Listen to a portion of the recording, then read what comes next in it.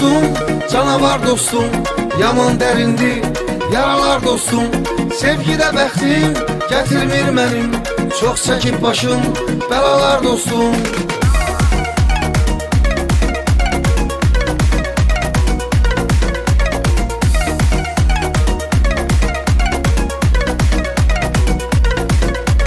Güvəndiklərim satdılar məni, özgəsiylə bir tutdular məni.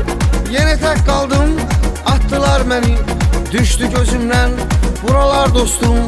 Dostum, dostum, canavar dostum, yaman dərindi yaralar dostum.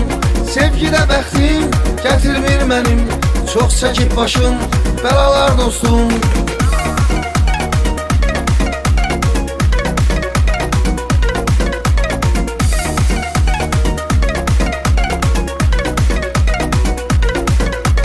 Qayıtmaz geri çıxıb gedənlər, yoxdur ürəkdən dəyər verənlər.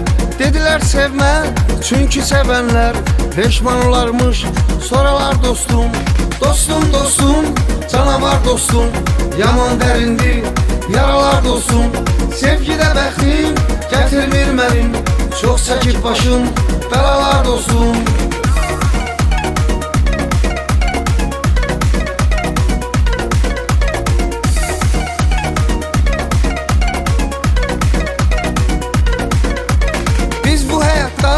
Soyduk üzgün, biraz da yorgun, biraz da üzgün. Belki de her şey düzeler bir gün.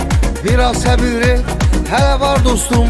Dostum, dostum, canavar dostum, yaman dərindi yaralar dostum.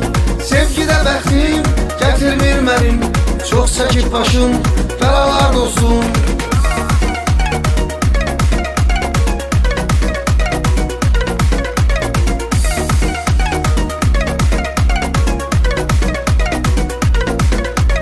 Dostum, dostum, canavar dostum, yaman dərindi yaralar dostum.